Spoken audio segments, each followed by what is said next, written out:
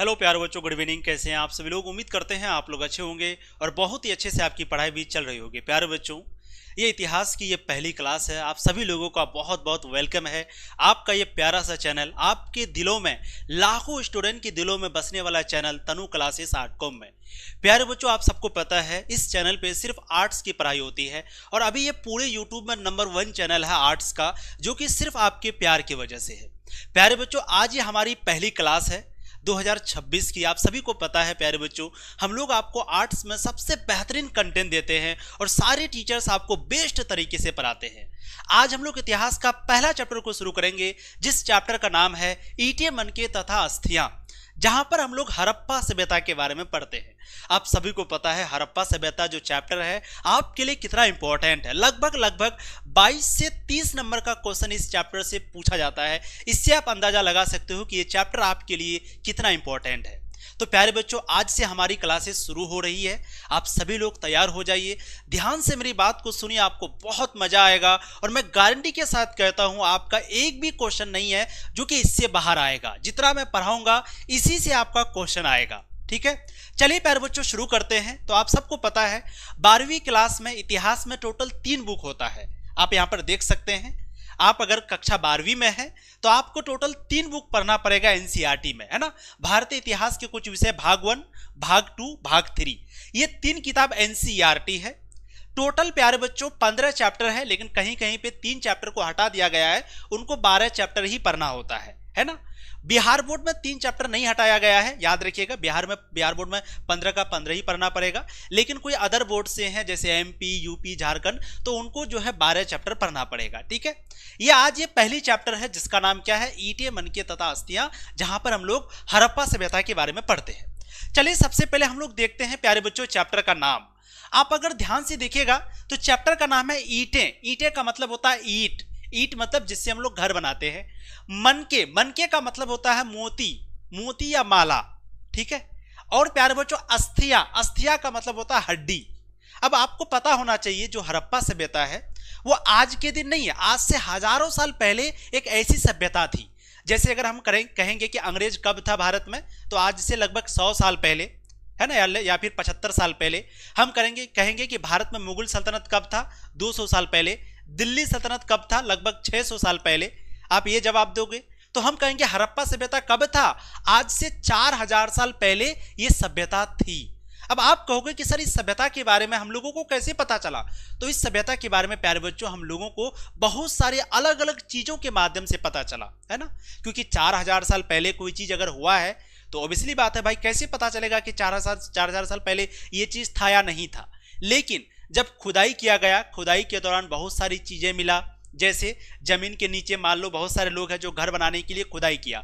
अब घर बनाने के लिए जब आप खुदाई करोगे तो जमीन के नीचे पत्थर मिल गया, जमीन के नीचे हड्डी मिल गया, यानी अस्थि मिल गया। तब लोगों को ये लगने लगा कि भाई जमीन के नीचे ये हड्डी कहां से आ गया, ये पत्थर कहां से आ गया, ये ईंट कहां से आ गया, ये जमीन के नीचे मोती कहां से आ गया। तब लोगों के मन में एक सवाल जगने लगा, नहीं इस जमीन के नीचे कुछ ना कुछ तो है जो कि हम लोगों को पता नहीं। जब लोगों ने क्या किया, खोदना शुरू किया, तो और भी बहुत सारी चीजें मिलने लगा। फिर कहा कि जमीन के नीचे कुछ ना कुछ तो है। फिर धीरे धीरे ढूंढने लगा। फिर प्यारे बच्चों हड़प्पा सभ्यता के बारे में जानकारी मिली। ये जानकारी कब मिली? याद रखिएगा 1921 में। तो अगर आपसे पूछे कि हम लोग इस सभ्यता के बारे में क्यों पढ़ते हैं, तो याद रखिएगा हड़प्पा सभ्यता जो कि सबसे पुरानी सभ्यता है। इससे पहले कौन सभ्यता थी इसके बारे में किसी को नहीं पता, इसलिए हड़प्पा सभ्यता को सबसे पुरानी सभ्यता कहते हैं। इस सभ्यता के बारे में कब पता चला? 1921 में। 1921 से पहले किसी को नहीं पता था कि हड़प्पा सभ्यता नाम का कोई सभ्यता भी था। ठीक, और हड़प्पा सभ्यता का खोज किसने किया? उसका नाम आप सबको याद होगा, दयाराम साहनी। अब याद नहीं है तो कोई बात नहीं, हम आपको शुरू से पूरे चैप्टर को पढ़ाएंगे। तो इसका मतलब ये तो आप समझ गए कि हड़प्पा सभ्यता में हम लोग पढ़ने क्या वाले हैं। बहुत मजेदार, बहुत ही इंटरेस्टिंग चैप्टर है। आज से 4000 साल पहले की चीजें पढ़ेंगे तो आप समझ सकते हो आपको कितना मजा आने वाला है। ठीक है, चलिए प्यारे बच्चों सबसे पहले परिचय देखते हैं। तो जैसे मैंने कहा टोटल इतिहास में 3 बुक हम लोगों को पढ़ना होता है। हम लोग इस चैप्टर में सबसे पहले परिचय को देखेंगे, यानी पहले हम लोग समझेंगे कि इतिहास क्या होता है, इतिहास हमें क्यों पढ़ना चाहिए, है ना, इतिहास का पिता कौन है।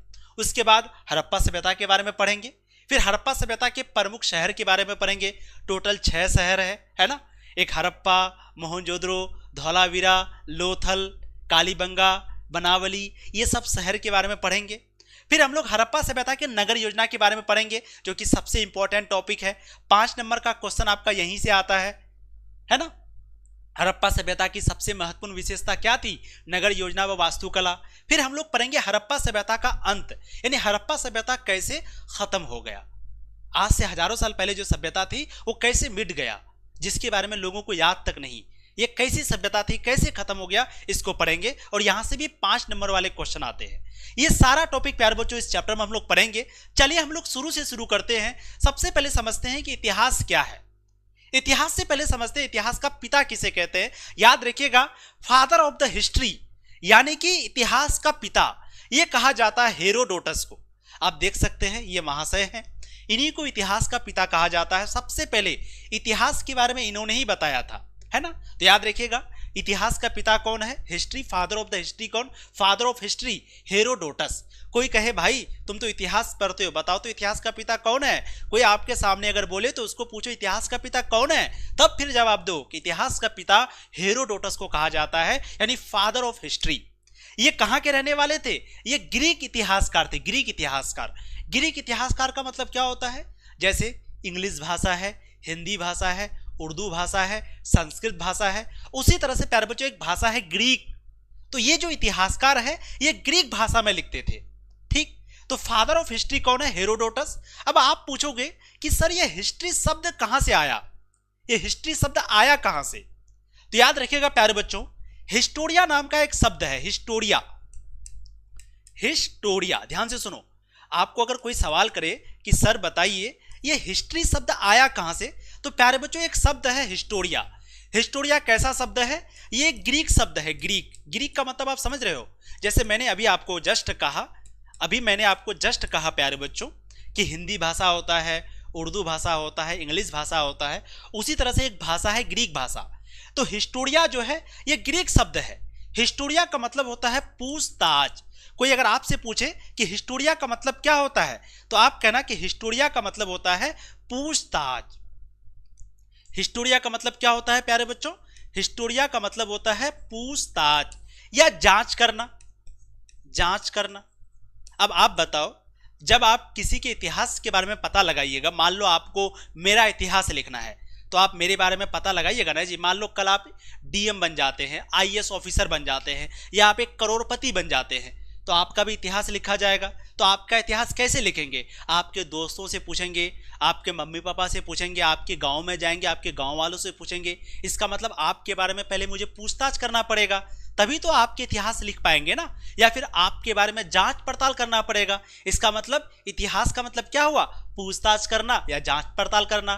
तो हिस्ट्री जो शब्द है, हिस्ट्री का मतलब क्या होता है पहले आप सभी लोग बताओ। हिस्ट्री का मतलब होता है प्यारे बच्चों इतिहास। अब आप कहोगे सर हिस्ट्री शब्द कहां से आया? ये जो हिस्ट्री शब्द है ये आपका आया हिस्टोरिया से, और हिस्टोरिया का मतलब होता है पूछताछ या जांच करना, है ना। तो यही हिस्टोरिया से आपका बना है हिस्ट्री। ठीक, और हिस्टोरिया कैसा शब्द है? ग्रीक शब्द है। और ये हिस्ट्री का पिता कौन है? हेरोडोटस। वेरी गुड, बहुत अच्छा।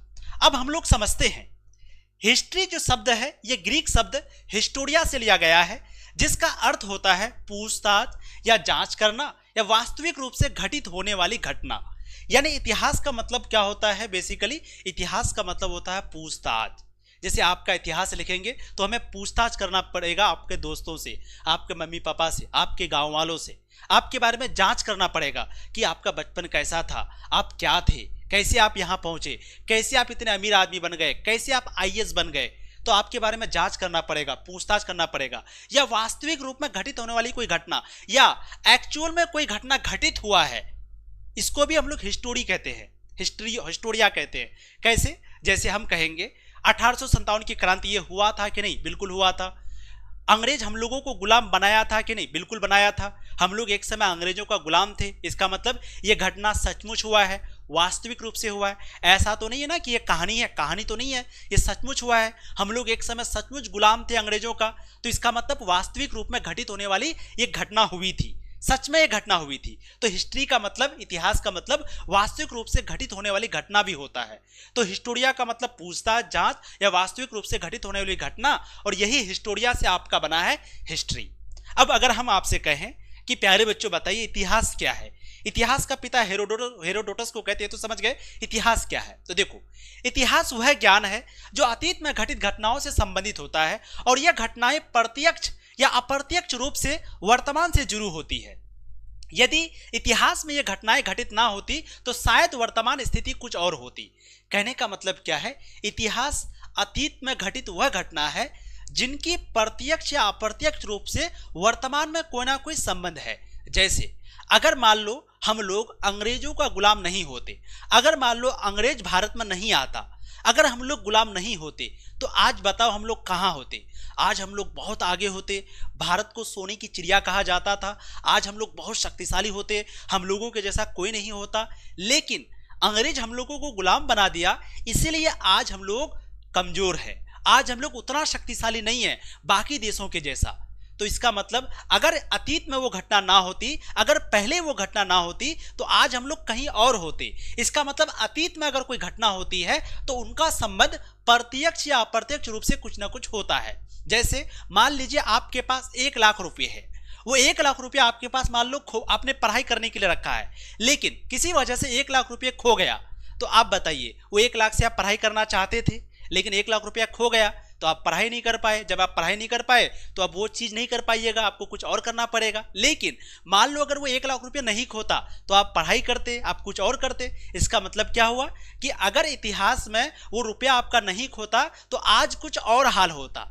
अगर आप पहले बहुत अच्छा से पढ़ते तो आज आप बहुत ज्यादा तेज होते। मतलब अगर इतिहास में कोई घटना घटी है तो उसका संबंध वर्तमान से कुछ ना कुछ होता है। अगर नहीं घटती तो आज कुछ और स्थिति होता, आज परिस्थिति कुछ और होता। तो वही चीज है, इतिहास वह ज्ञान है जो अतीत में घटनाओं से संबंधित होता है, और यह घटनाएं प्रत्यक्ष या अप्रत्यक्ष रूप से वर्तमान से जुड़ी होती है। यानी अगर वो घटना ना घटती तो आज वैसा स्थिति ना होता। यानी कोई अगर घटना घटता है तो उनका संबंध चाहे प्रत्यक्ष यानी डायरेक्ट हो या इनडायरेक्ट, वो वर्तमान से संबंध होता ही होता है। यदि इतिहास में वो घटनाएं घटित ना होती तो आज जो वर्तमान में यानी आज स्थिति कुछ और होती। इतिहास वह समय है जो बीत चुका है, लेकिन उसमें कुछ विशेष घटनाएं हुई थी जिनका प्रमाण आज भी हमारे पास मौजूद है। ये प्रमाण लिखित या मौखिक रूप में हो सकते हैं। यानी इतिहास वह समय है जो बीत चुका है, लेकिन इतिहास के बारे में कुछ ना कुछ आज भी लिखा हुआ है या कुछ ना कुछ मौखिक रूप से आज भी अवेलेबल है। इसी को इतिहास कहते हैं। जैसे मान लो हम लोग गुलाम हुए, 1857 की क्रांति हुई, तो इन सब के बारे में किसी ना किसी किताब में लिखा हुआ है, तो इसी को हम लोग इतिहास कहेंगे। तो ऑब्वियसली प्यारे बच्चों, आप इतिहास का मतलब समझ गए। यानी अगर आपसे कोई पूछे इतिहास क्या होता है तो आप कहोगे इतिहास का मतलब पूछताछ होता है, इतिहास का मतलब जांच करना होता है। हिस्ट्री जो शब्द है वो हिस्टोरिया से लिया गया है। हिस्टोरिया का मतलब पूछताछ करना, जांच करना या वास्तविक रूप से घटित होने वाली घटना, और इतिहास का पिता हेरोडोटस को कहा जाता है। इतिहास वह समय है जो बीत चुका है, लेकिन उस समय का संबंध वर्तमान से किसी ना किसी रूप में है। अगर इतिहास में वो घटना ना घटती, अतीत में वो घटना ना घटती, तो आज जो स्थिति है वर्तमान में कुछ और होती। समझ गए? अब हम लोग प्यारे बच्चों शुरू करते हैं हड़प्पा सभ्यता। यहां से आपके चैप्टर की शुरुआत होती है। तो हम लोग समझते हैं कि हड़प्पा सभ्यता क्या है और क्यों यह चैप्टर इतना इंपॉर्टेंट है। सबसे पहले आप ये 2 चित्र को देखिए। प्यारे बच्चों, आप ये देख रहे हैं, ये बाथरूम है। आपको सर ये बाथरूम कैसा बाथरूम था? अरे ये बाथरूम है। यहां पर नीचे पानी ऐसे जमा रहता था और लोग ना इस सीढ़ी से उतरते थे, देख रहे हो, ऐसे नीचे उतरते थे, और ये इतना बड़ा होता था कि एक साथ में 15 लोग नहाते थे। ये कहां पर मिला? ये मिला मोहनजोदड़ो से। अब आप बताओ, जब आप खुदाई करोगे आपको ये सब जगह देखने को मिलेगा तो आप आश्चर्य नहीं होगे कि अरे भाई ये घर यहाँ कब बना? मान लीजिए आप कहीं गए, वहां पर आप खुदाई किए, खुदाई करने के दौरान नीचे में आपको एक ऐसा घर मिल गया, आप तो आश्चर्य हो जाओगे ये कैसे मिला, कहां से मिला। यही सब जो जगह मिला ना, इसी के वजह से लगा कि कोई ना कोई तो बात है। तब पता चला कि ये हड़प्पा सभ्यता है ना। अब देखो ये नाला है, नाला जहां से पानी निकलता है। अब देखोगे बहुत सारे शहर में जाओगे, आज के दिन बहुत सारे बड़े बड़े शहर में नाला बनता है। नाला क्यों बनता है? शहर का पानी को निकालने के लिए, क्योंकि अगर पानी को नहीं निकालोगे तो गंदगी फैल जाएगा ना। तो पानी को निकालने के लिए नाला बनाया जाता है। देखिए ये नाला था हड़प्पा सभ्यता में, और नाले की दोनों किनारे पर चबूतरा था जहां पर लोग आराम से चलते थे फिरते थे। यही तो है हड़प्पा सभ्यता। पक्की ईंटों का बना हुआ था जितना भी घर वगैरह बना हुआ था। इसी वजह से इस सभ्यता के बारे में पढ़ते हैं। तो हड़प्पा सभ्यता की सबसे बड़ी विशेषता क्या है कि यहाँ पर जितने भी घर थी वो सब पक्की ईंटों की बनी हुई थी, पक्की ईंटों की। जो घर आज हम लोग बनाते हैं ना पक्की ईंट से, वही घर ये लोग बनाते थे। इसीलिए तो पढ़ते हैं इस सभ्यता के बारे में, समझ गए। और ये क्या है, बाथरूम स्नानघर कहां पर था, मोहनजोदड़ो में। चलिए शुरू करते हैं शुरू से। सबसे पहले समझते हैं कि हड़प्पा सभ्यता क्या है, या हड़प्पा सभ्यता या सिंधु घाटी सभ्यता क्या है। हड़प्पा सभ्यता क्यों कहते हैं, सिंधु घाटी सभ्यता क्यों कहते हैं, सबका जवाब मिलेगा।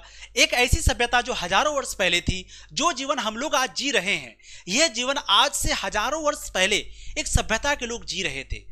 जैसे आप देखोगे आज हम लोग, बहुत सारे लोग हैं शहर में रहते हैं, हम लोग पक्की ईंटों का घर बनाते हैं, हम लोग नाला बनाते हैं, हम लोग पक्की सड़कें बनाते हैं। ये हम लोग आज बनाते हैं। कई जगह पर तो आज भी ऐसा नहीं है। गांव में जाओगे तो आज भी बहुत सारा घर है जो आपको कच्ची मिलेगा, लेकिन आज से 4000 साल पहले बिल्कुल ऐसा ही घर बनता था। उसी सभ्यता को हम लोग हड़प्पा सभ्यता कहते हैं। तो एक ऐसी सभ्यता जो हजारों वर्ष पहले थी, जो जीवन हम लोग आज जी रहे हैं, यह जीवन आज से हजारों वर्ष पहले एक सभ्यता के लोग जी रहे थे, उसी का नाम हड़प्पा सभ्यता है। भारत की सबसे पुरानी सभ्यता हड़प्पा सभ्यता है। इस सभ्यता की खोज सबसे पहले दयाराम साहनी ने हड़प्पा नामक जगह पर किया था, इसीलिए इस सभ्यता का खोजकर्ता दयाराम साहनी को कहा जाता है। अब हम लोग समझते हैं प्यारे बच्चों हड़प्पा सभ्यता की रोचक कहानी। टॉपिक क्या है हम लोगों का, टॉपिक है हड़प्पा सभ्यता।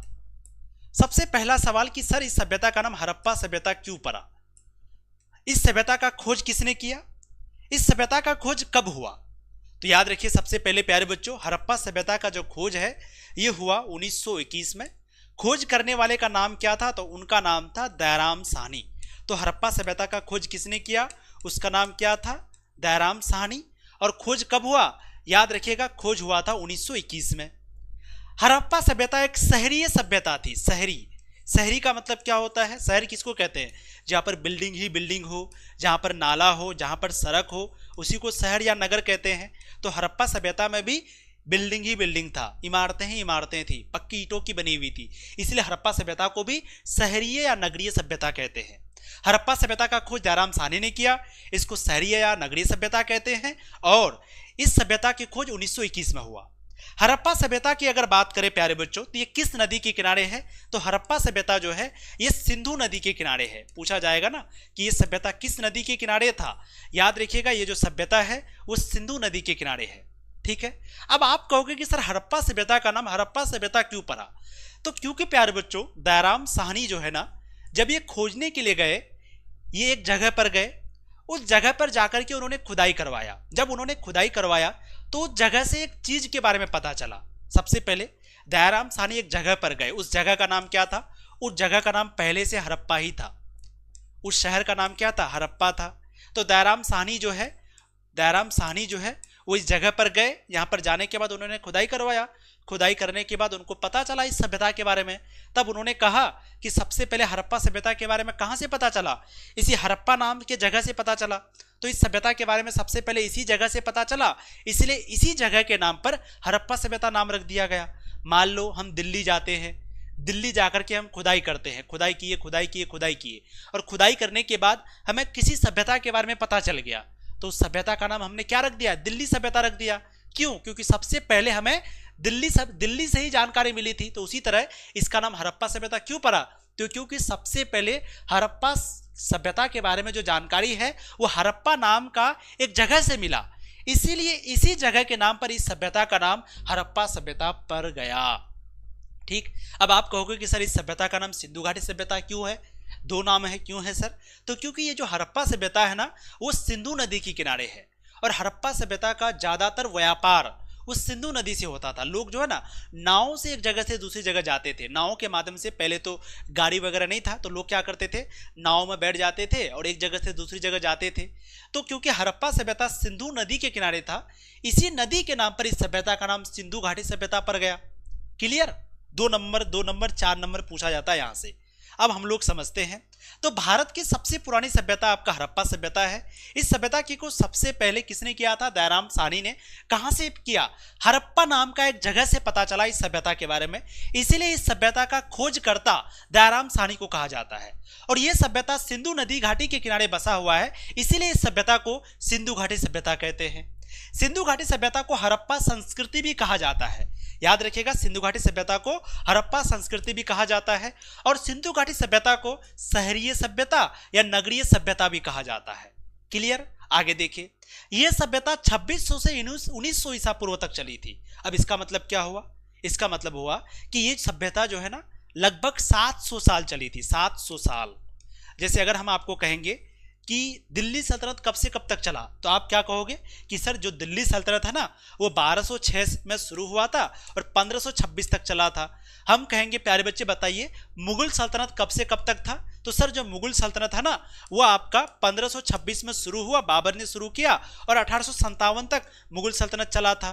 अच्छा, हम आपको कहेंगे कि प्यारे बच्चे बताइए अंग्रेज कब से कब तक था, तो सर अंग्रेज जो है ना 200 साल तक था लगभग। तो उसी तरह से हम कहेंगे हड़प्पा सभ्यता कब से कब तक चला, तो हड़प्पा सभ्यता लगभग 700 साल चला था। कहने का मतलब 2600 से 1900 ईसा पूर्व है। अब आप कहोगे सर 2600 से 1900 का मतलब क्या होता है, तो देखिए ईसा मसीह का जिस दिन पैदाइश हुआ, उसके पैदा होने से 2600 साल पहले यह सभ्यता शुरू हुआ, और ईसा मसीह के पैदा होने के 1900 साल पहले तक यह सभ्यता चला। ध्यान से सुनिए, ईसा मसीह के पैदा होने के 2600 साल पहले, यानी ईसा मसीह का जिस दिन पैदाइश हुआ उसके पैदा होने के 2600 साल पहले यह सभ्यता शुरू हुआ, और इसके पैदा होने के 1900 साल पहले तक यह सभ्यता चला। तो इसलिए हम लोग लिखते हैं कि हड़प्पा सभ्यता 2600 से 1900 ईसा पूर्व तक चली थी, और हड़प्पा सभ्यता की खोज 1921 में दयाराम साहनी ने किया था। यहां से प्यारे बच्चों आपके 3-4 नंबर के क्वेश्चन क्लियर। अब हम लोग देखते हैं कि इस सभ्यता का नाम हड़प्पा सभ्यता क्यों पड़ा, तो क्योंकि हड़प्पा सभ्यता की खोज सबसे पहले दयाराम साहनी ने हड़प्पा नाम का एक जगह पर किया था, और क्योंकि इस सभ्यता के बारे में सबसे पहले जानकारी हड़प्पा नाम का एक जगह से मिला, हड़प्पा नामक स्थान से इस सभ्यता के बारे में सबसे पहले हम लोगों को जानकारी मिला। इससे पहले किसी को नहीं पता चला था इस सभ्यता के बारे में, लेकिन हड़प्पा नाम का जो एक जगह था, उस जगह पर जब वो गया, दयाराम साहनी जब वहां पर गए, वहां जाने के बाद ही इनको इस सभ्यता के बारे में पता चला, इसीलिए इस जगह के नाम पर इस सभ्यता का नाम रख दिया। ठीक, तो हड़प्पा सभ्यता की खोज सबसे पहले दयाराम साहनी ने हड़प्पा नामक जगह पर किया था, और क्योंकि इस सभ्यता के बारे में सबसे पहले जानकारी हड़प्पा नामक स्थान से मिला, इसलिए इस स्थान के नाम पर इस सभ्यता का नाम हड़प्पा सभ्यता पड़ा। ठीक, अब आपको पूछेंगे कि सर इस सभ्यता का नाम सिंधु घाटी सभ्यता क्यों पड़ा, तो क्योंकि हड़प्पा सभ्यता सिंधु घाटी नदी के किनारे बसी हुई है, और हड़प्पा वासी ज्यादातर व्यापार, खेती बाड़ी इसी नदी की सहायता से किया करते थे, इसीलिए हड़प्पा सभ्यता को सिंधु घाटी सभ्यता कहते हैं। तो यहां से आपके 2 सवाल। पहले, हड़प्पा सभ्यता क्यों कहते हैं, तो क्योंकि हड़प्पा सभ्यता के बारे में सबसे पहले जानकारी हड़प्पा नाम का एक जगह से मिला था, इसीलिए इस जगह के नाम पर इस सभ्यता का नाम हड़प्पा सभ्यता पड़ा। और इस सभ्यता का नाम सिंधु घाटी सभ्यता क्यों है, तो क्योंकि यह सभ्यता सिंधु नदी के किनारे है, और सिंधु घाटी सभ्यता के जो लोग हैं, यानी जो सिंधु घाटी के निवासी है, वो लोग इस नदी से ही व्यापार करते थे, और इसी नदी से अपना सब कुछ करते थे, पशु वगैरह पालते थे, खेती करते थे। जैसे मान लो आप अगर खेती करोगे तो आपको पानी तो चाहिए, पानी कहाँ से लाओगे, तो हड़प्पा सभ्यता के लोग पानी कहाँ से लाते थे, सिंधु के नदी से, उस नदी से ही पानी लाते थे, इसीलिए इस नदी के नाम पर इस सभ्यता का नाम सिंधु घाटी सभ्यता पड़ा। जैसे आप देखो, ये आपका मोहनजोदड़ो है, ये आपका क्या कहते हैं सतलज हड़प्पा है ना, ये पूरी हड़प्पा सभ्यता है। आप अगर ध्यान से देखोगे तो ये आपका सिंधु नदी है, ये सिंधु नदी है। तो ये जो पूरी सभ्यता है वो इस नदी के किनारे थी, इसलिए इस नदी के नाम पर इस सभ्यता का नाम सिंधु घाटी सभ्यता पड़ा। ठीक है, अब हम लोग प्यारे बच्चों देखते हैं हड़प्पा सभ्यता के प्रमुख स्थल। जैसे आपको पता है भारत में अभी टोटल कितना राज्य है, 28 राज्य है, तो उसी तरह हड़प्पा सभ्यता में बहुत सारे शहर थे। जैसे एक शहर है हड़प्पा, एक है मोहनजोदड़ो, एक है कालीबंगा, एक है लोथल, एक है राखीगढ़ी, एक है धोलावीरा, ये सारे जगह का नाम है, एक है चनहुद्रो, ये सभी जगह का नाम है। तो आपके सामने सवाल आएगा कि प्यारे बच्चों बताइए हड़प्पा सभ्यता का जो जगह है बनावली, ये कहां पर है, बनावली कहां पर है अभी, तो बनावली आपका हरियाणा में है। कालीबंगा कहां पर है, कालीबंगा राजस्थान में है। लोथल कहां पर है, लोथल आपका गुजरात में है। इस तरह से आपके सवाल आते हैं, तो ये तो आपको याद रखना पड़ेगा। तो हम लोग हड़प्पा सभ्यता में वैसे तो बहुत सारे जगह हैं, जैसे आप देखिए कितने सारे यहाँ पर जगह हैं, लेकिन मुख्य रूप से हम लोग कुछ जगह को पढ़ेंगे। जैसे आप देखो ये भारत का नक्शा है जो कि आपके लिए बनाए हैं, है ना।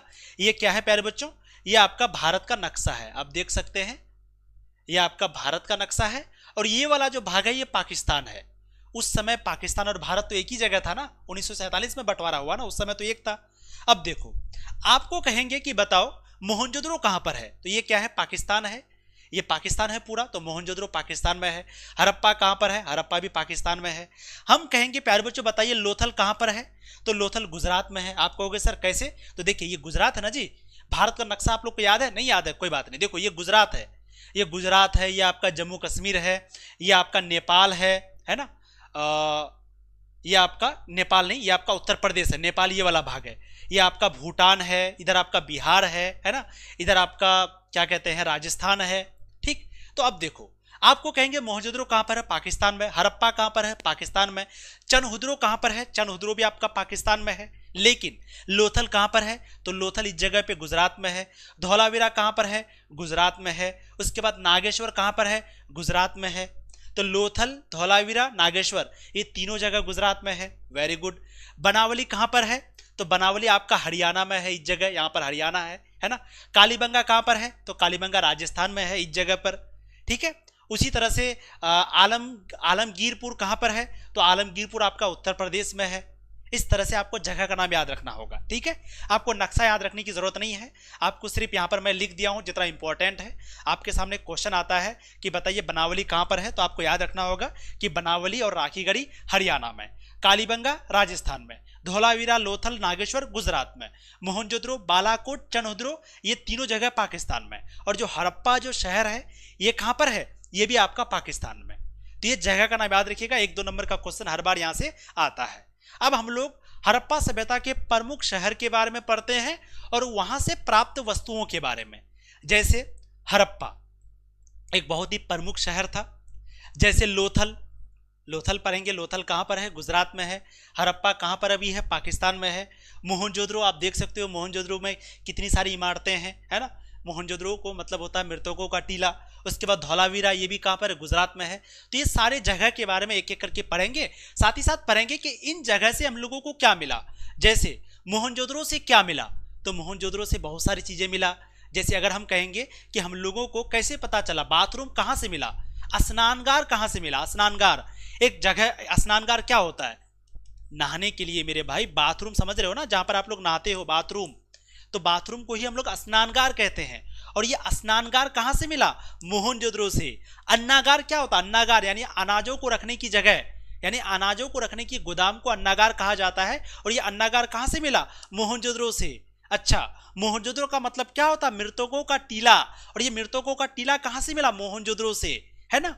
लोथल कहां पर है, गुजरात में है। और लोथल देखिए, लोथल देखिए समुद्र के किनारे है लोथल, इसलिए लोथल को क्या कहा जाता है, बंदरगाह शहर। आप कहोगे क्यों, क्योंकि प्यारे बच्चों बंदरगाह का मतलब होता है जहां पर पानी जहाज रुकता है।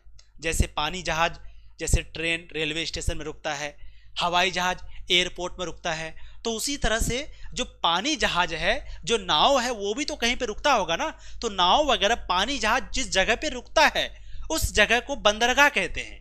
और लोथल जो है ये नदी के किनारे बसा हुआ था। और लोथल जो जगह है ना, इस जगह में बहुत सारे जहाज रुकते थे, तो इसलिए लोथल को बंदरगाह शहर कहा गया, जो कि गुजरात में है। उसी तरह धौलावीरा ये भी गुजरात में है। ठीक, अब इन शहर के बारे में हम लोग पढ़ेंगे। चलिए आगे हम लोग बढ़ते हैं, देखते हैं। सबसे पहला जो शहर है प्यारे बच्चों वो है हड़प्पा शहर। तो सबसे पहले हम लोग हड़प्पा शहर के बारे में पढ़ेंगे। पहला सवाल, हड़प्पा जो है वो रावी नदी के किनारे स्थित है। इसकी खोज 1921 में दयाराम साहनी के द्वारा किया गया था। तो सवाल पूछा जाएगा, हड़प्पा शहर किस नदी के किनारे है, रावी नदी के किनारे। एक नदी है जिसका नाम है रावी नदी, इसी नदी के किनारे हड़प्पा शहर है। इसका खोज 1921 में हुआ था। किसने किया, दयाराम साहनी ने किया। अब पूछा जाएगा हड़प्पा सभ्यता, हड़प्पा जो शहर है इस जगह से हम लोगों को क्या क्या मिला। तो जैसे स्त्री की मूर्ति, स्त्री की मूर्ति ये कहां से मिला, हड़प्पा शहर से। तो पूछा जाएगा कि स्त्री की मूर्ति कहां से मिला, हड़प्पा शहर से, जिसके गर्भ से पौधा निकलता दिखता है। यानी कि एक ऐसी मूर्ति मिली है, उस मूर्ति का जो गर्भ है ना वहां से पौधा निकलता है। तो इस तरह का मूर्ति हम लोगों को कहां से देखने को मिला, हड़प्पा से। तो पूछा जाएगा एक ऐसी मूर्ति जिसके गर्भ से पौधा निकलता हुआ दिखता है। ये मूर्ति कहां से मिला? ये मूर्ति हड़प्पा से मिला। ठोस पट्टिये वाली गाड़ी, यानी एक ऐसी गाड़ी, ठोस पट्टी एक गाड़ी मिला। ये गाड़ी कहां से मिला? हड़प्पा से। RH37 कब्रिस्तान, यानी हड़प्पा सभ्यता के लोग दफनाते थे तो उसको कब्रिस्तान कहा गया। इसका मतलब हड़प्पा सभ्यता में कब्रिस्तान भी था। तो कब्रिस्तान कहां से मिला? हड़प्पा शहर से। तांबे की मोहर कहां से मिला? हड़प्पा शहर से। जो जानते हैं, गेहूं हो गया, जौ हो गया, या मटर हो गया, या तिल की खेती, ये सभी चीजों के प्रमाण, या खरगोश के चित्र वाली मुद्रा, ये सभी चीजें प्यारे बच्चों आपको कहां से मिला? हड़प्पा शहर से। सवाल कैसे आएगा? सवाल आएगा कि बताइए, गर्भ से पौधा निकलता हुआ दिखता है, ऐसी मूर्ति कहां से मिली? हड़प्पा शहर से। सिंधु घाटी सभ्यता के कौन सा जगह से गर्भ से पौधा निकलता हुआ दिखता था? कहां से मिला ये जगह? हड़प्पा शहर से। तांबे की मोहर कहां से मिला? हड़प्पा शहर से। RH37 कब्रिस्तान कहां से मिला? हड़प्पा शहर से। खरगोश के चित्र वाली मुद्रा, यानी एक ऐसी मुद्रा, मुद्रा मतलब समझ रहे हैं ना, मुद्रा मतलब रुपया को मुद्रा कहते हैं। जैसे भारत में रुपया चलता है, पाकिस्तान क्या कहते हैं, अमेरिका में डॉलर चलता है, तो ये डॉलर को ही एक तरह से मुद्रा कहते हैं। तो एक ऐसी मुद्रा मिला हुआ, जैसे अभी रुपया में किसका फोटो है? गांधी जी का फोटो है। आपके पास जो रुपया उसमें गांधी जी का फोटो है, तो उसी समय जो मुद्रा होता था ना, उस मुद्रा में किसका फोटो था? खरगोश का। तो खरगोश का चित्र बना हुआ था उस मुद्रा में। ऐसी मुद्रा कहां से मिली? हड़प्पा शहर से। ठीक है, तो यहां से सवाल आपके आते हैं, जिसके गर्भ से पौधा निकलता दिखता है वो जगह हड़प्पा से मिला है। सिंधु घाटी सभ्यता में सबसे पहले हड़प्पा शहर की खोज हुई थी। तो सबसे पहले हड़प्पा शहर की खोज हुई थी 1921 में, और खोज किसने किया था? दयाराम साहनी ने। दयाराम साहनी ने हड़प्पा शहर की खोज 1921 में किया था। हड़प्पा शहर का ज्यादातर भाग रेलवे लाइन बनाने की वजह से नष्ट हो गया। अब ये जो हड़प्पा शहर है ना, वैसे तो ये शहर काफी बड़ा है ना, लेकिन आज के दिन ये शहर पूरी तरह से खत्म हो गया। क्यों? रेलवे लाइन बनाने की वजह से, पटरी बनाने की वजह से। क्योंकि हड़प्पा जो शहर है ना, ये पाकिस्तान में है, और जिस जगह पे हड़प्पा था वहां पर अभी बहुत सारा पटरी बना दिया गया है ना, रेल का पटरी। और पटरी बनाने की वजह से, रेल लाइन बनाने की वजह से बहुत सारा जगह है जो कि अभी खत्म हो गया हड़प्पा सभ्यता का। ठीक है, तो रेलवे लाइन बनाने की वजह से हड़प्पा शहर का ज्यादातर जो जगह है ना, नष्ट हो गया है। और जो हड़प्पा शहर है ये रावी नदी के किनारे बसा हुआ है, और हड़प्पा शहर में स्त्री के गर्भ से पौधा निकलता दिखता है। तो ज्यादातर इंपॉर्टेंट यही क्वेश्चन है कि बताइए कौन सा जगह है जहां से स्त्री के गर्भ से पौधा निकलता दिखता है। स्त्री के गर्भ यानी एक स्त्री है, मान लो ये कोई स्त्री है। ठीक है, मान लीजिए, ध्यान से देख लीजिए आप लोग, मान लीजिए प्यारे बच्चों, ये जो है ना, ये कोई स्त्री है, स्त्री है, मान लो स्त्री है, तो इसके गर्भ से ना पौधा निकला हुआ है। तो ऐसी स्त्री कहां से मिला? हड़प्पा से, हड़प्पा शहर से, जिसका खोज 1921 में दयाराम साहनी ने किया था। ठीक है, और हड़प्पा शहर रावी नदी के किनारे बसा हुआ है। अब हम लोग देखते हैं मोहनजोदड़ो। मोहनजोदड़ो के बारे में जानते हैं, पूछा जाता है मोहनजोदड़ो का मतलब क्या होता है, मोहनजोदड़ो किस भाषा का शब्द है। तो याद रखिएगा, मोहनजोदड़ो जो है ये सिंधी भाषा का शब्द है। सिंधी, जैसे हिंदी भाषा होता है, इंग्लिश भाषा होता है, उर्दू भाषा होता है, संस्कृत भाषा होता है, अरबी फारसी भाषा होता है, तो उसी तरह से एक भाषा है सिंधी भाषा, सिंधी। तो मोहनजोदड़ो जो है ये किस भाषा का शब्द है? सिंधी भाषा का। और मोहनजोदड़ो का मतलब होता है मृतकों का टीला। मतलब क्या? मृतकों का टीला किसे कहते हैं? ये इसी को मृतकों का टीला कहते हैं। मृतकों का टीला का मतलब हो गया, जैसे किसी जगह पर बहुत सारे लोगों को दफनाया जाता है ना, बहुत सारे लोगों को, जैसे कब्रिस्तान में लोगों को दफनाया जाता है ना, दफनाया मतलब जमीन के अंदर गाड़ा जाता है, दफनाया जाता है, या बहुत सारे शवों को, जो शरीर मर चुका है उस शरीर को जो दफनाया जाता है, उसी जगह को मृतकों का टीला कहते हैं। यानी बहुत सारे लोग मर गया, मरने के बाद एक जगह पे दफनाया जाता है बार बार बार बार। मान लीजिए ये जगह है, मरने के बाद सब लोगों को हम यहीं पे दफनाएंगे जमीन के अंदर, तो इस जगह का नाम क्या पड़ गया? मृतकों का टीला। तो याद रखिएगा प्यारे बच्चों, मृतकों का टीला कहां पर है? मोहनजोदड़ो में। मोहनजोदड़ो का अर्थ क्या होता है? मृतकों का टीला। और मोहनजोदड़ो का मतलब है मृतकों का टीला। मृतकों का टीला कहां पर है? मोहनजोदड़ो में। और मोहनजोदड़ो किस भाषा का शब्द है? सिंधी भाषा का शब्द है। पूछा जाता है मोहनजोदड़ो का खोज कब हुआ? तो मोहनजोदड़ो का खोज 1922 में हुआ था। किसने किया? नाम था RD बनर्जी, यानी रखलदास बनर्जी ने किया। ठीक है, चलो आगे देखते हैं। मोहनजोदड़ो सिंधु घाटी सभ्यता का एक प्रमुख नगर है, जिस सभ्यता का सबसे बड़ा और सबसे समृद्ध शहर माना जाता है। तो मोहनजोदड़ो को सबसे बड़ा शहर माना जाता है, हड़प्पा से भी बड़ा। यानी हड़प्पा सभ्यता की, सिंधु घाटी सभ्यता की सबसे बड़ा शहर का नाम मोहनजोदड़ो है ना। तो मोहनजोदड़ो सिंधु घाटी सभ्यता का एक प्रमुख नगर है। यह सभ्यता का सबसे बड़ा और सबसे समृद्ध शहर माना जाता है, जो सिंध पाकिस्तान में स्थित है। तो मोहनजोदड़ो कहां पर है अभी? पाकिस्तान में। पाकिस्तान में कौन सा जगह पर? एक जगह है पाकिस्तान में सिंध नाम का, वहीं पर ये मोहनजोदड़ो है। पाकिस्तान में सिंध नाम का जगह पर है। जैसे कहेंगे लोथल कहां पर है? भारत में। भारत में कहां पर है? गुजरात में। तो उसी तरह से मोहनजोदड़ो कहां पर है? पाकिस्तान में। पाकिस्तान में कहां पर है? सिंध में। ठीक। अच्छा, यह शहर 2600 से 1900 ईसा पूर्व तक विकसित हुआ था, यानी ये हड़प्पा सभ्यता 2600 से 1900 ईसा पूर्व तक चली थी। यह शहर भी 2600 से 1900 ईसा पूर्व तक चला था और अपने समय में एक प्रमुख शहरी केंद्र था। और मोहनजोदड़ो को एक शहरी केंद्र कहा जाता है। शहरी केंद्र का मतलब होता है कि सबसे बड़ा शहर यहीं पे था, यहीं पे राजा महाराजा जो भी थे सब यहीं पे बैठते थे और सबसे बड़ी बड़ी इमारतें वो इसी शहर में था। ठीक है, आगे देखो। मोहनजोदड़ो में अच्छी तरह से नियोजित सड़कें, एक उन्नत जल निकास प्रणाली और सार्वजनिक स्नानघर जैसी सुविधाएं थी। मोहनजोदड़ो में क्या क्या थी? तो मोहनजोदड़ो में सबसे पहले नियोजित सड़कें थी। मोहनजोदड़ो एक शहर है जो कि सबसे पुरानी और सबसे बड़ी शहर है हड़प्पा सभ्यता की और सबसे समृद्ध शहर है। मोहनजोदड़ो में बड़ी बड़ी इमारतें थी और जो भी इमारत है ना, जो भी इमारत है वो सारी इमारतें बड़ी बड़ी थी। मोहनजोदड़ो में जल निकास प्रणाली थी। जल निकास प्रणाली मतलब पानी निकालने के लिए बहुत ही अच्छी व्यवस्था था मोहनजोदड़ो में। ठीक है। स्नानघर था। स्नानघर का मतलब नहाने, बाथरूम था। कहां पर? मोहनजोदड़ो में। ये सब मोहनजोदड़ो में था। और नियोजित सड़कें, नियोजित सड़कों का मतलब क्या होता है? जैसे आज के दिन कोई बिल्डिंग बनाता है तो बिल्डिंग कैसे बनाता है? सबसे पहले वो एक नक्शा तैयार करता है ना, एक कॉपी लेता है और कॉपी में तैयार करता है कि भाई यहाँ किचन बनाएंगे, या बाथरूम बनाएंगे, यहाँ गेस्ट रूम बनाएंगे, यहाँ स्लीपिंग रूम बनाएंगे। इस तरह से वो पहले डिसाइड कर लेता है, फिर वो घर बनाता है। तो हड़प्पा सभ्यता में भी लोग ऐसे ही रोड बनाते थे। पहले वो नक्शा बनाते थे, नक्शा बनाने के बाद वो सड़क को बनाते थे। इसी को कहते हैं नियोजित सड़कें, यानी सड़क बनाने से पहले जो आपने प्लान किया इसी को नियोजित सड़कें कहते हैं, प्लानिंग सड़कें। जैसे मान लो एक घर बनाते हैं, घर बनाने से पहले नक्शा बनाते हैं, तो इस घर को कौन सा घर कहेंगे? नियोजित घर कहेंगे। समझ गए आप? तो हड़प्पा सभ्यता से नियोजित सड़कें बहुत अच्छी अच्छी मिली। मोहनजोदड़ो से जल निकास प्रणाली मिली बहुत अच्छी, यानी पानी निकालने की बहुत ही अच्छी व्यवस्था। शहर में पानी ना रुके, शहर से सारा पानी निकल जाए, बहुत अच्छी व्यवस्था थी मोहनजोदड़ो में, है ना। और स्नानघर थी बहुत अच्छी। अब मोहनजोदड़ो की खोज 1922 में रखलदास बनर्जी ने किया। रखलदास, आर से रखल, डी से दास, रखलदास बनर्जी। तो मोहनजोदड़ो का खोज कब हुआ? 1922 में। किसने किया? रखलदास बनर्जी ने। और ये भारतीय पुरातत्व सर्वेक्षण के एक अधिकारी थे। भारतीय पुरातत्व सर्वेक्षण का मतलब क्या होता है आगे आपको इसके बारे में समझाएंगे। मतलब समझ लो पुरातत्व क्या होता है, ये शब्द बार बार आएगा। पुरातत्व, पुरातत्व का मतलब होता है जमीन के अंदर जब आप खुदाई करते हैं, मान लो आप खुदाई कर रहे हैं, खुदाई के दौरान आपको कोई चीज मिल जाता है, उस चीज से अगर इतिहास के बारे में पता चलता है तो उस चीज को पुरातत्व कहेंगे। और जो ये पता किया उसको पुरातात्विद कहेंगे। और इसी सर्वेक्षण को भारतीय पुरातत्व सर्वेक्षण एक नाम दे दिया। जैसे मान लो हम यहाँ पर खुदाई करते हैं, खुदाई करने के दौरान ये बोतल हमको मिला, तो ये बोतल खुदाई के दौरान मिला।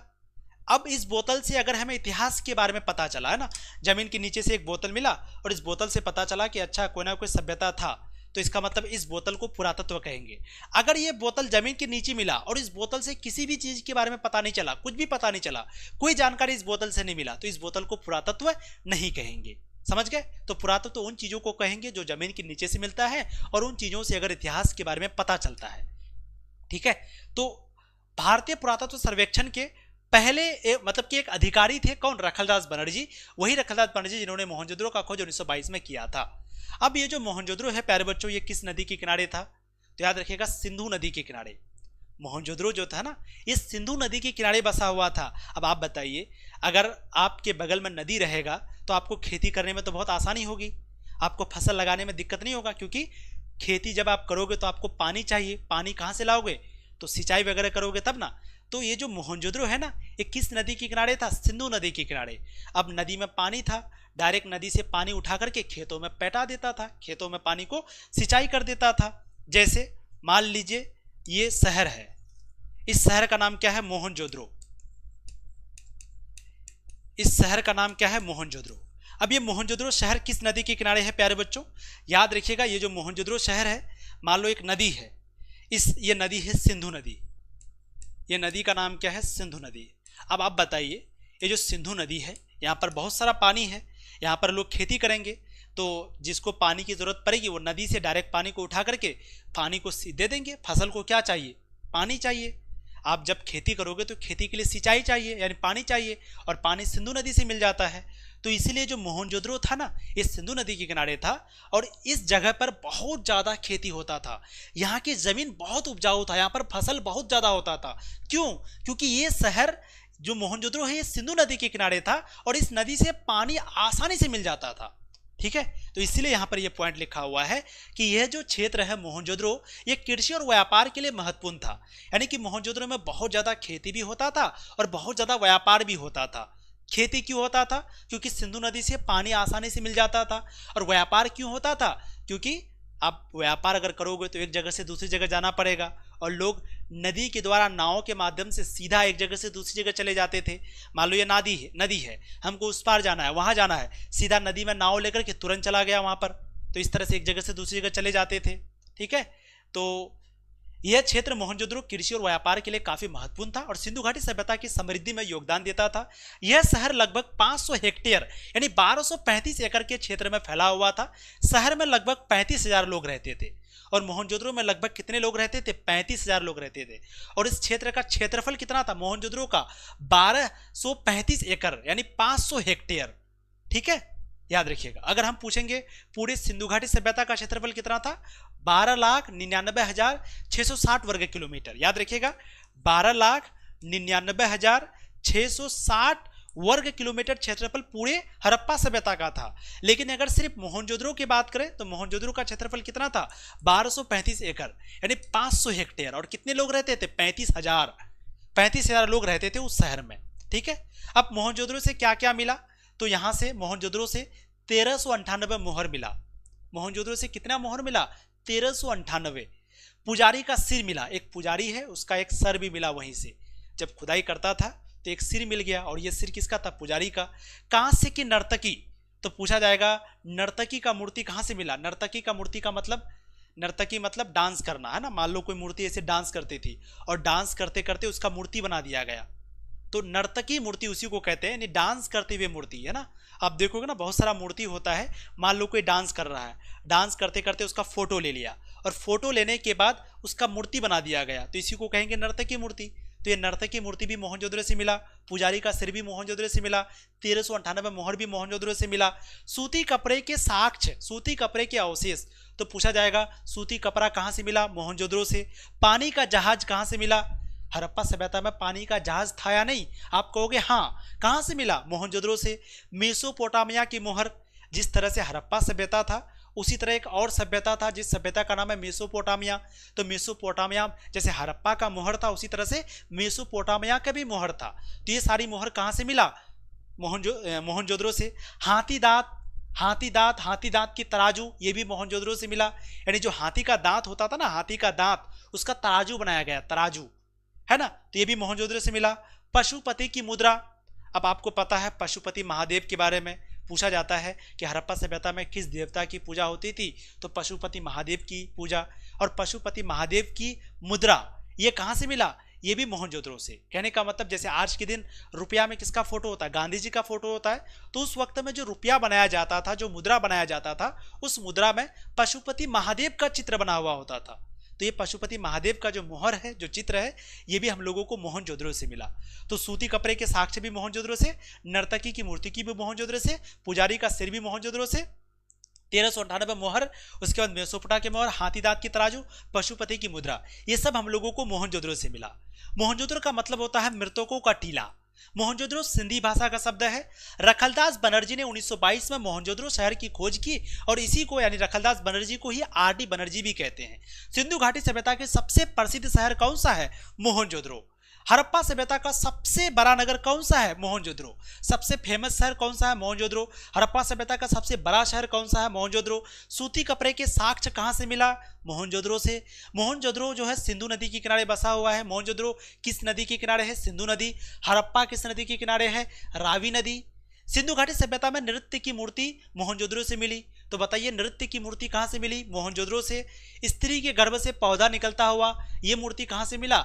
ये हड़प्पा से। लेकिन नृत्य की मूर्ति कहां से मिली? मोहनजोदड़ो से। मोहनजोदड़ो के आसपास की भूमि काफी उपजाऊ थी। क्यों बताइए? तो मोहनजोदड़ो का अगल बगल का जो जमीन है वो काफी उपजाऊ था, बहुत ज्यादा फसल होता था। क्यों? क्योंकि जो मोहनजोदड़ो है वो सिंधु नदी किनारे के बसा हुआ था। अब आप बताओ, कोई शहर अगर नदी के किनारे रहेगा तो नदी के किनारे पानी आसानी से मिल जाएगा, फसल बहुत ज्यादा होगा। तो मोहनजोदड़ो के आसपास की जो भूमि है, जो जमीन है, वो काफी उपजाऊ थी और इस जमीन को ही सिंध का बाग कहा जाता है। मोहनजोदड़ो में एक विशाल अनाज भंडार था जो शहर के निवासियों को भोजन प्रदान करता था। और मोहनजोदड़ो में एक और चीज था, विशाल अनाज भंडार। कहने का मतलब क्या होता है? कहने का मतलब होता है कि उस समय मोहनजोदड़ो जब था ना, जब हड़प्पा सभ्यता था ना, लोगों से टैक्स लिया जाता था, टैक्स। और टैक्स में क्या लेता था? रुपया नहीं लेता था। लोग जो खेती करते थे ना, तो उन लोगों से अनाजों को ले लेता था। कहा कि भाई आपके पास कितना बोरी गेहूं हुआ है? 10 बोरी। 10 बोरी में एक बोरी यहां पर दे दीजिए, है ना। उसी तरह और एक किसान को पूछा आपके पास कितना गेहूं है? इतना, चलो एक बोरी यहां पर दे दो। तो सारे अनाजों, अलग अलग लोगों से अनाज को लेकर के एक गोदाम में जमा करके रखा जाता था, है ना। इसी गोदाम का नाम क्या पड़ा? अन्नागार। अन्नागार। अन्न का मतलब होता है अनाज और गार का मतलब होता है गोदाम, यानी अनाजों को रखने के लिए गोदाम बनाया गया था। ये अन्नागार कहां से मिला? ये अन्नागार प्यारे बच्चों आपको कहां से मिला? मोहनजोदड़ो से। ये अन्नागार कहां पर है? मोहनजोदड़ो में है, ठीक है। उसी तरह से अगर हम कहेंगे स्नानगार, तो स्नानगार का मतलब तो आप समझ गए। स्नानगार का मतलब क्या होता है प्यारे बच्चों? स्नानगार का मतलब होता है बाथरूम, यानी एक साथ कई सारे लोग नहाते थे, गर्म और ठंडा पानी का व्यवस्था था। तो ये स्नानगार कहां से मिला? ये भी मोहनजोदड़ो से। तो अन्नागार का मतलब अनाजों को रखने की जगह, स्नानगार का मतलब नहाने का रूम, है ना। तो मोहनजोदड़ो में एक बहुत ही बड़ा अनाज भंडार मिला, यानी अनाजों को रखने का जगह मिला। और ये इसमें जो अनाज रखा जाता था ना, तो जब लोगों के पास अनाज खत्म हो जाता था तो इसी जगह से अनाज को फिर बांटा जाता था। जैसे मान लो सारा अनाज को एक जगह जमा रख दिए, अब लोगों के पास अनाज खत्म हो गया, तो फिर यही अनाज को सब लोगों को दिया जाता था ताकि सब लोग आराम से खाए। तो एक बहुत बड़ा अनाज का भंडार कहां से मिला? मोहनजोदड़ो से।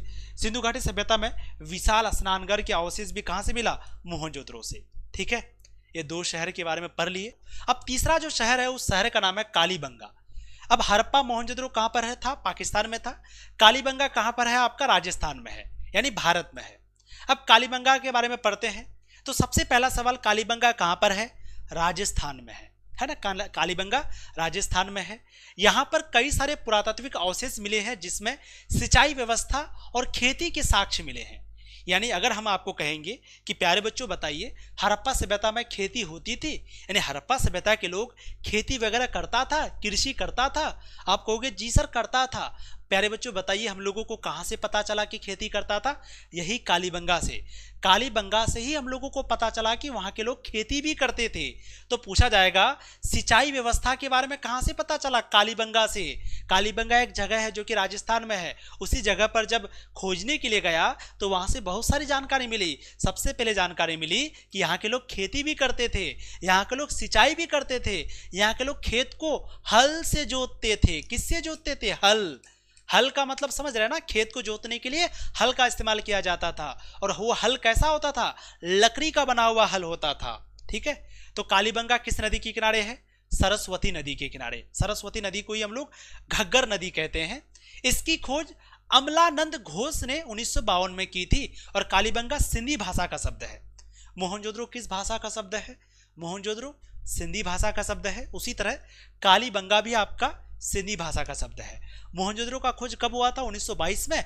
कालीबंगा का खोज कब हुआ? 1952 में, यानी 30 साल के बाद 1952 में कालीबंगा को खोज हुआ। कालीबंगा भी सिंधी भाषा का शब्द है, ठीक। अब मोहनजोदड़ो का खोज आर.डी. बनर्जी ने किया और कालीबंगा का जो खोज है वो अमलानंद घोष ने किया। अमलानंद घोष। तो क्वेश्चन आया है, ये पूछा गया है कि बताइए कालीबंगा की खोज कब हुई? 1952 में। किसने किया? अमलानंद घोष ने किया। कब किया? 1952 में किया। और कालीबंगा किस भाषा का शब्द है? सिंधी भाषा का शब्द है। कालीबंगा से क्या क्या मिला? तो अग्निकुंड मिला। पूछा जाएगा अग्निकुंड का साक्ष्य कहां से मिला? कालीबंगा से। बेलनाकार मोहर कहां से मिला? कालीबंगा से। तांबे की बैल की मूर्ति कहां से मिला? कालीबंगा से। जूते हुए खेत के साक्ष्य ये कहां से मिला? कालीबंगा से। तो याद रखिएगा हल का पता कहां से चला? हल है ना। पूछा गया कि हल का प्रमाण कहां से मिला, यानी हल, हड़प्पा सभ्यता के लोग हल जोतते थे, तो हल के बारे में कहां से पता चला? कालीबंगा से। जूते हुए खेत, यानी खेत को जोता जाता था, खेत को जोता जाता था हल से। तो ये जोता हुआ खेत के बारे में कहां से पता चला? कालीबंगा से। उसके बाद तांबे की बैल की मूर्ति, यानी बैल का मूर्ति भी बना हुआ है और वो मूर्ति जो ना तांबा का बना हुआ है। ये मूर्ति कहां से मिला? कालीबंगा से।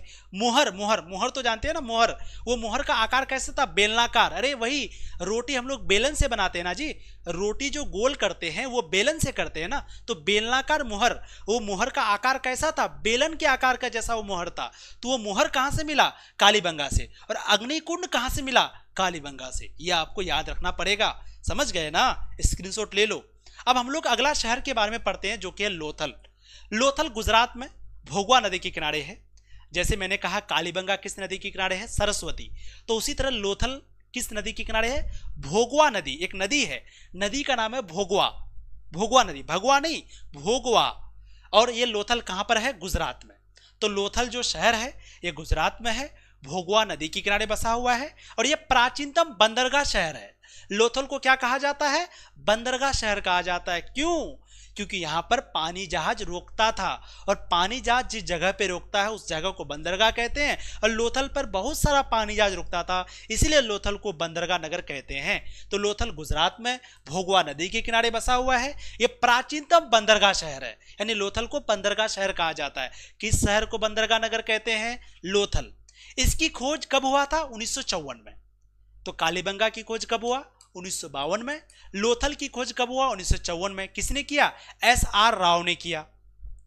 लोथल से क्या क्या मिला? तो फारस की मुहर। फारस किसे कहते हैं? यूनान। यूनान जानते हो ना जी, यूनान। यूनान एक जगह का नाम है। तो यूनान को ही पहले फारस कहा जाता था, फारस।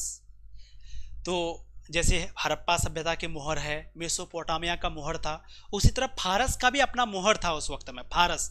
तो फारस की मुहर कहां से मिला? लोथल से। आटा पीसने वाली चक्की, यानी आटा को पीसने के लिए एक चक्की बनाया गया था और ये चक्की कहां से मिला? लोथल से। मनकों का कारखाना, मनको मतलब मोती, मनको मतलब मोती, तो मोती का कारखाना मिला, एक मोती का कारखाना। तो ये मोती का कारखाना कहां से मिला? लोथल से।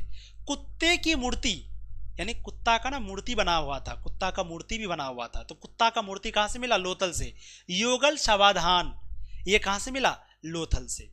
तो अगर हम आपसे सवाल करेंगे कि बताइए मनकों का कारखाना कहां से मिला? लोथल से।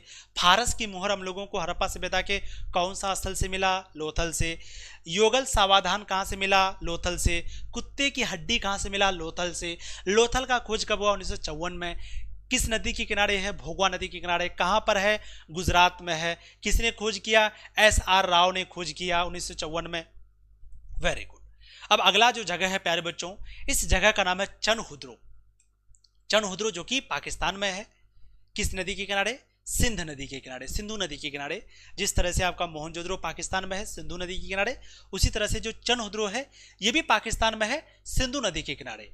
इसकी खोज किसने किया था? AG मजूमदार ने किया था 1931 में। AG मजूमदार, AG सुनो जी, तो AG ने खोज किया था चनहुद्रो का। यहां से क्या क्या मिला?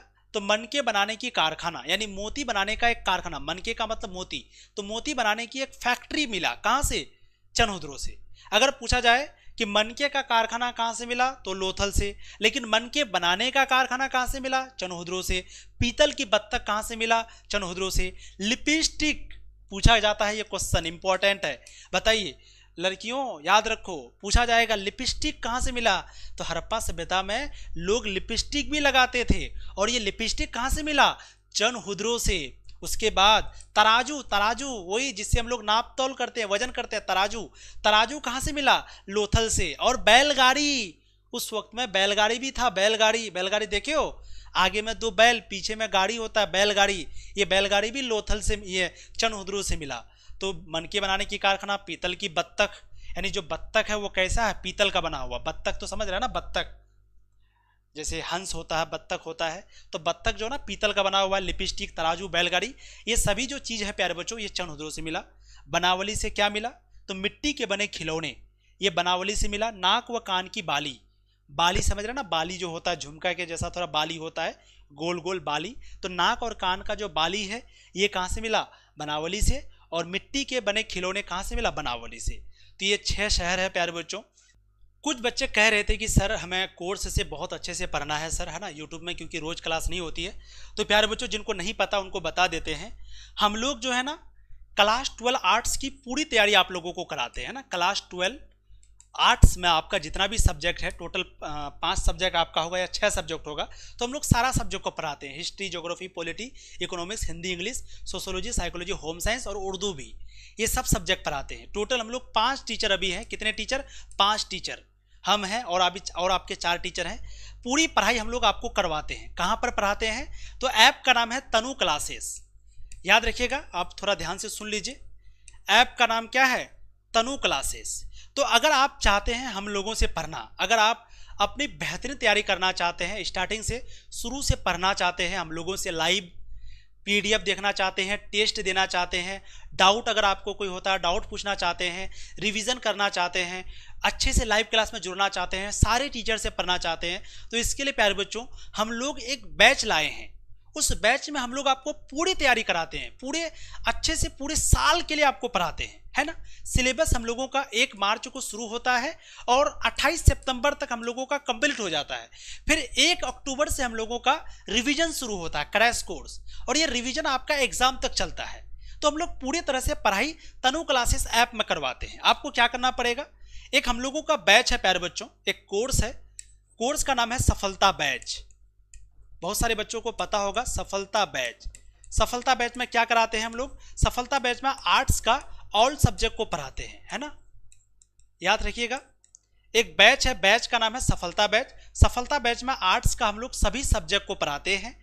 टोटल कितने टीचर है? 5 टीचर हम लोग पढ़ाते हैं। अगर आप सफलता बैच में ज्वाइन करना चाहते हैं तो इसके लिए आपको तनु क्लासेस ऐप को प्ले स्टोर से डाउनलोड करना पड़ेगा। तनु क्लासेस ऐप को आप प्ले स्टोर से डाउनलोड कर लेना और वहां से आप सफलता बैच को ज्वाइन कर लेना। बहुत अच्छे से आपकी तैयारी जबरदस्त हो जाएगी। अगर आपको किसी तरह का दिक्कत होता है कोर्स को ज्वाइन करने के लिए तो आप इस नंबर पर कॉन्टेक्ट कर लेना, ठीक है, 8709610975। अगर आपको हमारा पढ़ाई अच्छा लगता है, अगर आप सचमुच कुछ करना चाहते हैं, अच्छे से पीडीएफ वगैरह और एक चीज़ पढ़ना चाहते हैं, तो आप ज़रूर ज्वाइन करिए। मैं आपको गारंटी के साथ कहता हूं, आपको और कहीं पढ़ने की ज़रूरत नहीं है, ना ही कोई ऑफलाइन जाने की ज़रूरत है, ना ही कोई और कोचिंग से पढ़ने की ज़रूरत है। हम लोगों से ही आपकी बहुत अच्छी तैयारी हो जाएगी, ठीक है। तो आप इस नंबर पर ज्वाइन कर लेना। अब कल जो है हम लोग पार्ट 2, आज हम लोग यहीं तक रहने देते हैं, कल हम लोग यहाँ से शुरू करेंगे पार्ट 2, ठीक है। पार्ट 2 हम लोग हड़प्पा सभ्यता का विस्तार से शुरू करेंगे, ठीक है ना। तो उम्मीद करते हैं आपको बहुत अच्छे से समझ में आई होगी। आप लोग जो भी लोग वीडियो को लाइक नहीं किए, वीडियो को लाइक कर दीजिए। पहली बार आए चैनल को सब्सक्राइब कर दीजिए। अगर आपको अच्छा लगा है तो कैसी लगी क्लास ज़रूर बताइए और फिर पार्ट 2 के लिए आप सभी लोग इंतजार करिए। Thank you so much. 7 बजे तैयार रहना हर दिन। Bye bye, good night.